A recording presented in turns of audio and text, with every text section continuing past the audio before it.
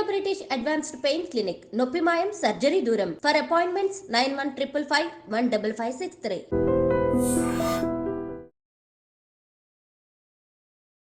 Hi, hello, నమస్తే, welcome back to iDream media. ఈరోజు మనతో ఉన్నారు సర్టిఫైడ్ ఫైనాన్షియల్ ప్లానర్ అయిన సుభాష్ బాబు గారు. సో గోల్డ్కి సంబంధించి లేటెస్ట్ అప్డేట్స్ ఏ విధంగా ఉన్నాయో ఈరోజు ఎపిసోడ్ తెలుసుకుందాం. Hi sir. హాయ్ అండి. సార్, గోల్డ్ ముఖ్యంగా అసెట్ అలొకేషన్స్లో కమోడిటీస్కి చాలా ఇంపార్టెన్స్ ఉంది. గోల్డ్ ఇన్వెస్ట్ చేయాలి అని ప్రూవ్ చేసిన ఇయర్ 2024. మార్కెట్ పడినప్పుడల్లా అండ్ ముఖ్యంగా వార్ అండ్ ఫైనాన్షియల్ క్రైసిస్ ఉన్న సిచ్యువేషన్లో గోల్డ్ని ఎక్కువగా మన ఇన్వెస్ట్మెంట్లోకి తీసుకురావడం చాలా ఇంపార్టెంట్ తెలియజేస్తుంది కొన్ని సిచ్యువేషన్స్. 2025లో గోల్డ్ ఇన్వెస్ట్మెంట్స్ ఏ విధంగా చేయాల్సి ఉంటుంది అంటారు? అసలు గోల్డ్ ఏ విధంగా పర్ఫామ్ చేయబోతుంది అంటారు? కాస్త అప్డేట్ ఇస్తారు. షూర్ అండి. మనం అంటే ఫైనాన్షియల్ బేసిక్స్ మనం చూస్తే ఈక్విటీ అంటే మార్కెట్స్ అండ్ గోల్డ్ ఆపోజిట్గా మూవ్ అవుతాయి. అంటే ఈక్విటీ మార్కెట్స్ కానీ బాగా పెరిగినట్టయితే గోల్డ్ కొంచెం డ్రాప్ అవుతుంది. అది ట్రెడిషనల్గా ఆ మూమెంట్ కనిపిస్తుంది. అంటే అదొక హెడ్జ్ అగెయిన్స్ట్ మార్కెట్ ఫ్లక్చుయేషన్స్ అన్నమాట. అంటే మంచి వాలటైల్ మార్కెట్స్ గోల్డ్ మనం ఇన్వెస్ట్ చేసి పెట్టుకుంటే మార్కెట్ పడినా కూడా గోల్డ్ అంత పడిపోదు. కాబట్టి మనకి ఇన్వెస్ట్మెంట్స్ కొంచెం ఒక 10-15-20% మన అసెట్స్ మన ఎలొకేషన్ గోల్డ్కి ఇస్తే రీజనబుల్ సేఫ్గా ఉంటుంది మన పోర్ట్ఫోలియో అని అనుకోవచ్చు. లాస్ట్ ఇయర్ కొంచెం అది ఒక 2 years నుంచి ఈ థియరీ కొంచెం అటు ఇటుగా మూవ్ అవుతుంది. గోల్డ్ ఈక్విటీ రెండు సెమెంటర్స్గా పెరగడం కూడా చూసాం కొన్ని ఇయర్స్లో మనం.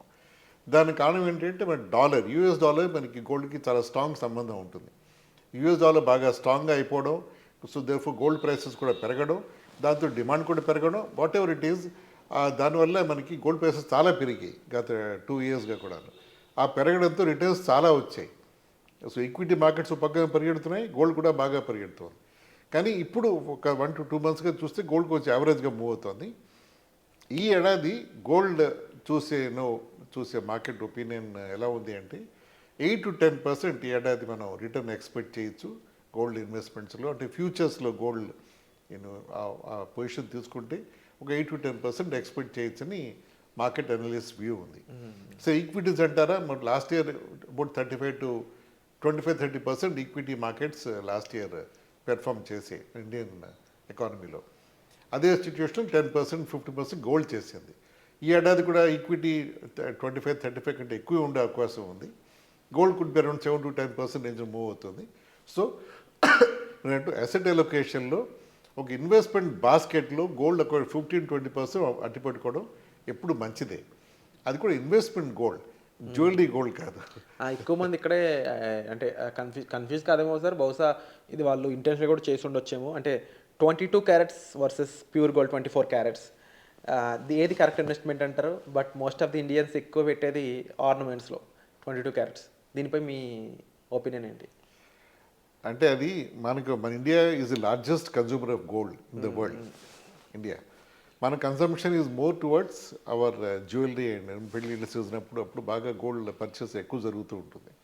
అంతేకాకుండా గోల్డ్ మనం ఎప్పుడు ట్రెడిషనల్గా కొన్నప్పుడు ఇన్వెస్ట్మెంట్గా చూస్తాం, ఎప్పుడేం పనికి వస్తాయని మనం కొనడం జరుగుతుంది. నిజంగా అవసరం వస్తే అమ్ముతాం అంటే మేబీ లాస్ట్ రిసార్ట్గా అది దాన్ని గోల్డ్ వైపు చూస్తారేమో, అంటే గోల్డ్ డిస్పోజ్ చేసి వాళ్ళ సిచ్యువేషన్ ఇంప్రూవ్ చేసుకోవడానికి.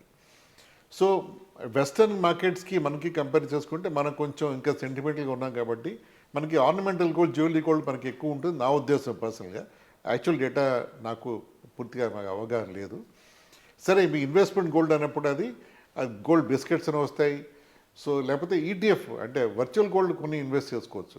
అంటే మన గోల్డ్ చూడకుండా గోల్డ్ ఇన్వెస్ట్ చేయొచ్చు, మన గోల్డ్ చూడకుండా అమ్మేసి మన డబ్బు కూడా చేసుకోవచ్చు. అది నా ఉద్దేశంలో బెస్ట్. అది ఫిజికల్ గోల్డ్ అయితే దాన్ని మనం లాకర్లు పెట్టుకునే ఖర్చు ఉంటుంది, దాని సేఫ్టీ చూసుకోవాలి. ఫిజికల్ గోల్డ్ అనేప్పటికీ దానికి మన ప్యూరిటీ, మన డబ్బు కట్టాలి, అమ్మినప్పుడు మళ్ళీ ప్యూరిటీగా డబ్బు కట్టాలి, దాని వాల్యుయేషన్స్ ఉంటాయి తర్వాత. సో దాంట్లో కొంచెం డబ్బు నష్టపోతాం ఫిజికల్ గోల్డ్ కొని మనం చేసినప్పుడు. ఇదే వర్చువల్ గోల్డ్ ఈటీఎఫ్లు కానీ లేకపోతే వర్చువల్ గోల్డ్ కొంటే ఇన్వెస్ట్మెంట్గా అది బెస్ట్ ఏమో అది. So I think that's my view on gold అండి. And again few more things sir. ముఖ్యంగా ఏంటి అంటే గోల్డ్ అనేది 1 lakh ఫిగర్ దాటిపోతుంది అనేది అనలిస్టుల యొక్క ఇన్ఫర్మేషన్ అని చెప్పవచ్చు. ఎంతవరకు పాసిబిలిటీస్ ఉన్నాయంటారు దానికి?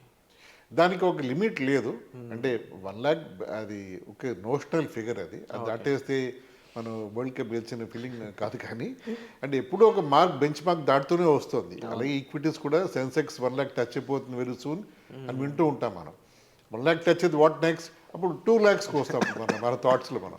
అంటే మార్కెట్ గ్రోయింగ్ మార్కెట్లో ఇవన్నీ కామన్గా పెట్టుకున్న గోల్స్ ఇవన్నీ కూడా. 1 lakh టచ్ అవ్వడం నా ఉద్దేశం ఆశ్చర్యకరం కాదు, టచ్ అయిపోవచ్చు నా ఉద్దేశంలో. So gold investment is a must for Indian families. అది ఫిజికల్ గోల్డా లేకపోతే ఇన్వెస్ట్మెంట్ గోల్డా వర్చువల్ గోల్డా అనేది మనం ఆలోచించుకోవాలి. I think we should go for that. Asset అలొకేషన్లో ఉండాలి మన దాంట్లో.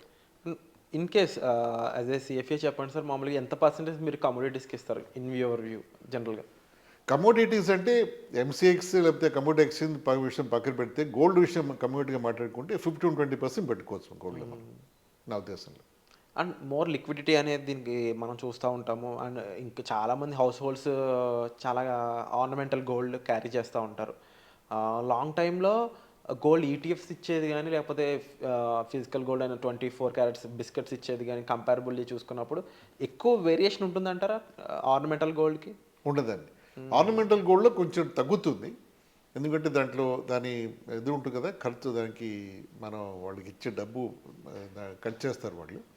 ఆ విషయం దేర్ఫోర్ రిటర్న్ తక్కువ ఉంటుంది. ఓవరాల్గా ఏ గోల్డ్ అయినా సరే, ఆర్నమెంటల్ గోల్డ్ కానివ్వండి, ఇన్వెస్ట్ గోల్డ్ కానివ్వండి, ఎంసీఎక్స్ అవనండి, లేకపోతే కమోడిటీస్ అవనండి, ఏదైనా సరే 8% కంటే రిటర్న్స్ ఎక్కువ రావు. 8 to 10% మ్యాక్స్ వచ్చే రిటర్న్ గోల్డ్లో. ఎంత మనం తప్పని చేస్తే అదే రేంజ్లో మనం ఆపరేట్ చేస్తాం గోల్డ్కి. అంతకంటే ఎక్కువ వస్తే బోనస్గా అనుకోవాలి తప్ప అది అంతకంటే ఎక్కువ ఎక్స్పెక్ట్ చేయకూడదు మనం. అది ఈక్విటీస్లో ద లిమిట్ ఈజ్ స్కై. అంటే 15, 20, 30, 40% రిటర్న్స్ కూడా వచ్చిన మనం ఇయర్స్ చూసే మనం. సో ఈక్విటీస్ ఎక్కువ పెట్టుకుని గోల్డ్లో మనం 10-15% పెట్టుకుంటే అది good to go maybe asset allocation పద్ధతి. అంటే మీరు చెప్పిన విధంగా చూసుకుంటే ఇన్ఫ్లేషన్ ఒక 6-7% ఉందన్నా కూడా ఆన్ ఎడ్జ్ పాస్ అవుతుంది అంతే gold commodity. Correct. So in that way కొంచెం రిస్కీ అనే చెప్పొచ్చేమో బహుశా, బికాజ్ ఇన్ఫ్లేషన్ కేసు 8% ఉందంటే విల్ గో టు 0 కాబట్టి మేబీ ఒక బెటర్ ఆప్షన్ డెఫినెట్లీ మార్కెట్స్ అని చెప్పొచ్చు. బట్ అగైన్ 15-20% అనేది మీరు గోల్డ్లో ఇన్వెస్ట్ చేయొచ్చు అని చెప్పేసి సార్ చెప్తా ఉన్నారు. స్టిల్ మీకు వీటిపై ఎంత వరకు ఇన్వెస్ట్ చేయొచ్చు, మీరు ఎంతవరకు ఇన్వెస్ట్ చేస్తున్నారు, ఇప్పుడు ఏం చెయ్యాలి, లేకపోతే మీరు డెట్ మేనేజ్మెంట్ కోసం గోల్డ్ని మీరు తాకట్టు పెట్టడాలు ఇలా కోసం మరి గోల్డ్ మీద ఎక్కువ ఎమోషనల్గా కూడా కనెక్ట్ అయి ఉన్నారు. బట్ ఇలాంటి సిచ్యువేషన్ ఫైనాన్షియల్గా ఎదగాలనుకుంటుంటే ఏం చేయాలి, ఇలాంటి డిఫరెంట్ సినారియోస్లో మీరు ఉన్నట్లయితే డిస్ప్లే అవుతున్న నెంబర్స్ కాల్ చేసి మీరు సార్ యొక్క గైడెన్స్ తీసుకోవచ్చు. అండ్ మరీ ముఖ్యంగా గోల్డ్పై మీరు ఇంకా ఎలాంటి విషయాలు తెలుసుకోవాలనుకుంటున్నారు వాటి గురించి మీరు కామెంట్ సెక్షన్లో మెన్షన్ చేసినట్లయితే మనం వచ్చే ఎపిసోడ్లో వాటిపై ఎపిసోడ్ చేయడానికి కూడా పాసిబిలిటీ ఉంటుంది. సో ఈ ఎపిసోడ్ నచ్చినట్లయితే లైక్ చేయండి, షేర్ చేయండి, సబ్స్క్రైబ్ చేసుకోండి ఈ ఛానల్ని. వచ్చే ఎపిసోడ్లో మళ్ళీ కలుద్దాం. Thank you so much sir. Thank you అండి.